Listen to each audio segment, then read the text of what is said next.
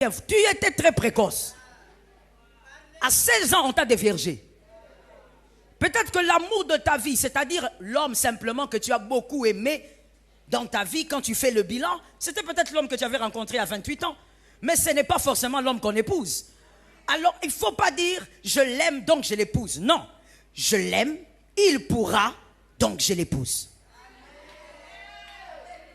Que quelqu'un dise ça à son frère. Si tu as bien suivi le schéma là, dis le schéma là à ton frère. Voilà les gens qui n'ont pas suivi la prédication. Voilà les gens que j'attrape tout de suite là.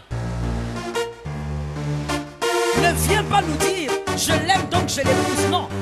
Monsieur, dis-nous « je l'aime et elle a le profil pour me permettre de réaliser des prouesses, donc je l'épouse ».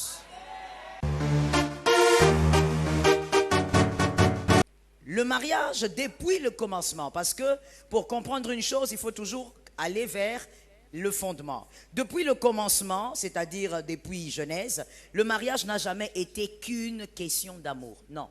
Ça, c'est notre fabrication à nous ou c'est votre fabrication à vous, mais le mariage n'a jamais été qu'une question d'amour. Non, écoutez, pasteur, je l'aime, ça suffit. Non, ça n'a jamais été suffisant. Dis à ton frère, ça n'a jamais été suffisant. Dis à ton âme, ça n'a jamais été suffisant. Non, ça n'a jamais été suffisant. Non, mais écoutez, ce qui compte, c'est l'amour. Tant qu'on s'aime, ça suffit. Non, ça n'a jamais été suffisant. Peut-être que voilà pourquoi ton foyer a beaucoup de problèmes. Parce que tu as cru que l'amour suffisait pour être heureux. Que l'amour suffisait pour qu'une famille s'épanouisse. Non, ça n'a jamais été suffisant. Allons-y vers Genèse et on va comprendre ça. Parce que tout a commencé là-bas. Genèse 2, 18. Genèse 2, 18. Et j'aimerais te dire, à l'entrée des jeux, que lorsque dans une famille ou dans un couple, on ne tient compte que de l'amour, cette famille finira par agoniser. Le couple finira par agoniser, si pas par mourir, carrément. Parce que vous n'avez tenu compte que de l'amour. Qui vous a enseigné ça? On ne sait pas. Parce que même Dieu lui-même, il ne vous a jamais dit qu'il fallait se marier que par amour. Genèse 2, 18. Genèse 2, 18. Voici ce qui est écrit. L'Éternel Dieu donna cet ordre à l'homme. Tu pourras manger 2, 18, sorry. Je suis à Genèse 2, 16. Non, c'est 2, 18. L'Éternel Dieu dit, il n'est pas bon que l'homme soit seul. Quelqu'un m'a dit, il n'est pas bon. Je lui ferai une aide semblable. Quelqu'un m'a dit, une aide semblable. Je n'entends pas. Vous avez un problème? Répondez-moi s'il vous plaît. Bon, on va répéter le verset tous, parce que j'ai l'impression qu'il y a des gens qui ont du mal à suivre. On va répéter le verset tous ensemble. On va en Genèse 2, 18. On prend juste les 18. On y va. 1, 2, 3. Oui. Oui. D'accord. Merci. Alors, dans ce verset, si vous regardez très bien, vous verrez que le verset est subdivisé en deux parties. La première partie, Dieu est en train de dire, il n'est pas bon que l'homme soit seul. Certainement que Dieu a dû voir la tristesse sur le visage de l'homme lorsque l'homme a constaté que toutes les bêtes étaient en paire. Et donc Dieu dit, il n'est pas bon que l'homme soit seul. Ce qu'il voudrait dire, il n'est pas bon que l'homme vive seul, il doit partager sa vie avec quelqu'un. Et là, on parle d'amour, n'est-ce pas? On parle d'amour. Donc là, on dit, voilà, il faut qu'il y ait de l'amour. Pour être ensemble, pour un foyer, pour un couple, pour une famille, il faut donc que tout commence par l'amour. Alors, il dit, l'homme doit partager sa vie quand même avec quelqu'un. Dis à ton âme, l'homme doit partager sa vie avec quelqu'un. Et la deuxième partie, la Bible dit quoi, s'il vous plaît? Réalisez-moi votre Bible. Maman, là, vous savez, je vous écoute beaucoup ici. Vous répondez très bien, mais là-bas, je n'entends personne. Je ne sais pas s'ils sont venus me regarder ou écouter la parole. Donc, il faut que je les écoute. Alors, répétez-moi un peu la deuxième partie du verset. Voilà. C'est-à-dire que Dieu ne s'arrête pas à dire, l'homme doit partager sa vie avec quelqu'un. Dieu est en train de dire, je ferai une... Dans votre Bible, c'est écrit aide? Oui ou non? Donc, c'est écrit aide. C'est-à-dire que pour se marier, et là je suis en train de parler aux célibataires qui sont là, il ne faut pas seulement aimer un homme ou une femme. Il faut que cette personne soit capable de t'amener quelque part. Il faut que cette personne soit capable de permettre à ce que votre vie manifeste des réalisations. Il faut que ça soit quelqu'un qui est capable de te sortir de l'invisible vers le visible. Il faut que ce soit quelqu'un qui a le profil, que quelqu'un me dise le profil. Il faut que ce soit quelqu'un qui ait le profil d'une personne qui, en se mettant avec toi, il y a des choses qui commencent à se réaliser dans ta vie. Il ne faut pas seulement venir ici en train de dire au pasteur Michel, je suis amoureux. Être amoureux ne suffit pas. Trouve une femme qui va te permettre de te réaliser. Donne un amen normal. Trouve un homme qui va te permettre de te réaliser. Non, maman, je suis folle amoureuse. Ça, tu n'as rien dit. Jusque-là, tu n'as rien dit. Jusque-là, tu n'as rien dit. Ah, je vais réchoquer. Jusque-là, tu n'as rien dit. Oh non, mais on ne veut pas que je me marie. Moi, je suis amoureuse. On ne se marie pas seulement parce qu'on est amoureuse. Et d'ailleurs, quand tu te limites à dire que c'est parce que je suis amoureux que je dois épouser cet homme, c'est qu'en réalité, tu nous permets de comprendre que tu veux te marier, mais tu es encore un bébé. Tu nous permets de comprendre que, monsieur, tu veux te marier, mais tu es encore immature.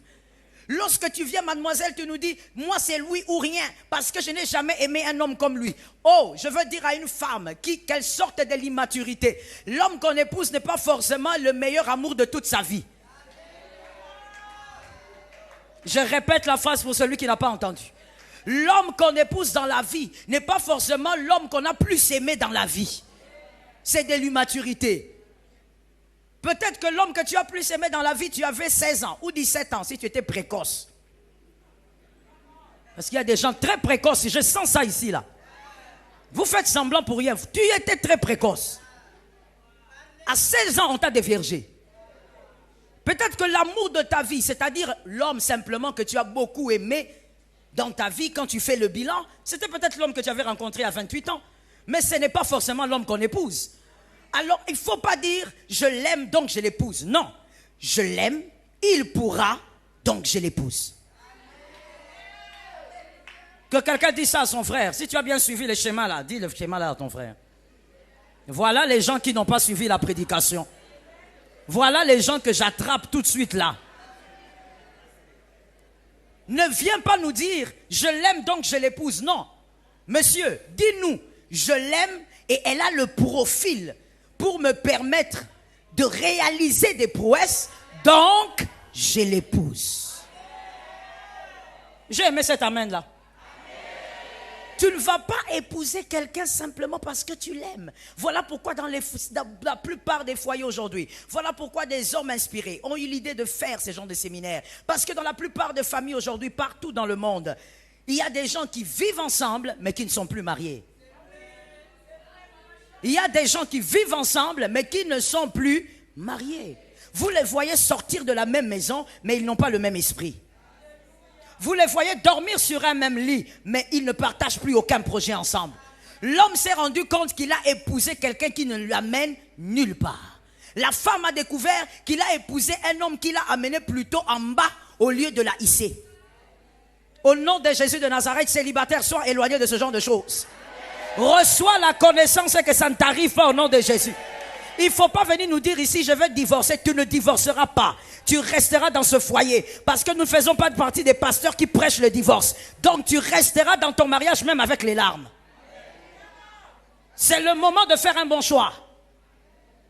Non, mes parents ne voient pas. Moi, j'ai dit, je veux seulement elle. Tu veux seulement elle, il faut te marier. Mais la suite doit te donner raison.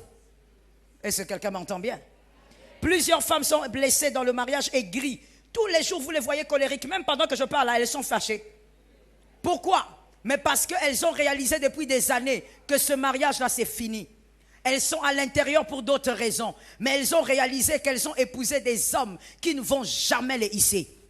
Des hommes qui ne reconnaissent jamais leur potentiel, jamais leur talent. Les hommes qui ne les encouragent jamais. Monsieur, le choix, on le fait aujourd'hui. Célibataire, mademoiselle, le choix, on fait aujourd'hui.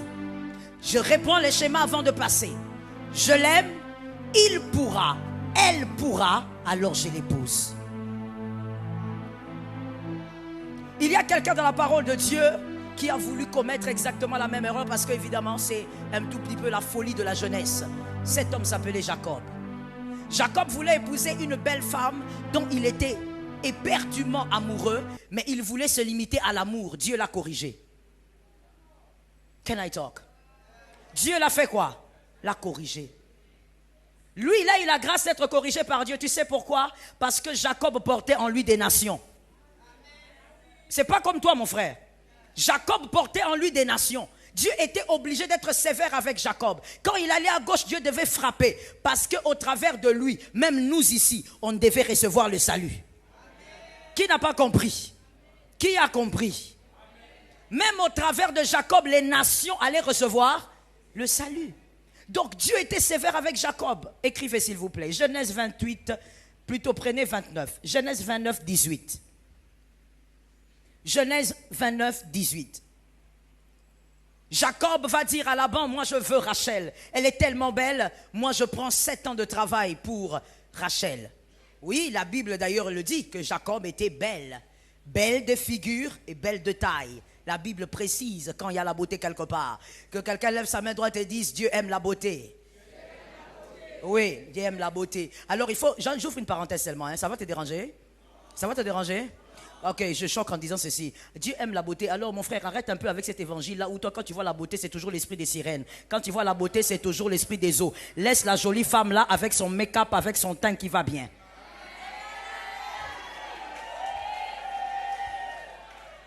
Et puis souvent ce sont les hommes aigris. C'est-à-dire les hommes qui n'aiment pas... Non, je vais trouver un nom pour eux. Ce sont les hommes avares. Les hommes qui n'aiment pas donner l'argent. Non, je vais le dire mieux. Je vais le dire mieux. Les hommes qui n'aiment pas entretenir leurs femmes. Ça veut dire ce sont ces hommes-là, dès qu'ils voient une femme qui a une belle peau, sirène des eaux. Dès qu'ils voient une femme qui a, je ne sais pas, ses jolis tissages, elle a bien arrangé. Jézabel. Qui t'a dit Jézabel? C'est parce que tu es avare. Sors, mon frère. Sois délivré de cet esprit-là. La beauté, Dieu aime. Tant que la beauté ne choque personne, Dieu aime la beauté. Tant que la beauté reste dans l'équilibre, Dieu aime la beauté. Tant que la beauté reste dans l'équilibre, Dieu aime. Toi, on t'a dit que le ciel est sale. Parlons d'abord du ciel, parce que c'est décrit dans les Apocalypses. On t'a dit qu'au ciel, là-bas, il y a la saleté. Tu ne lis pas ce qu'on a dit là. Quand tu lis sur le ciel, il n'y a même pas un endroit où on a dit, il y a la pelouse. Non, il y a de l'or. Mais toi, dès que tu vois seulement qu'une fille, non, moi, je ne peux pas épouser ce genre de filles-là. Oui, mon frère, tu ne peux pas épouser ce genre de filles parce que toi, tu es avare. Tu ne vas pas entretenir ce genre de peau-là. Genèse 29, 18. Il y a donc Jacob qui dit, moi je veux Rachel. Je travaille 7 ans pour Rachel.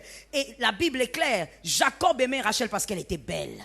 Alors il a donné tout son cœur, il y travaillait. Mais c'est que Jacob ne pouvait pas évidemment savoir. Et Dieu a utilisé la coutume juive pour corriger et recadrer Jacob.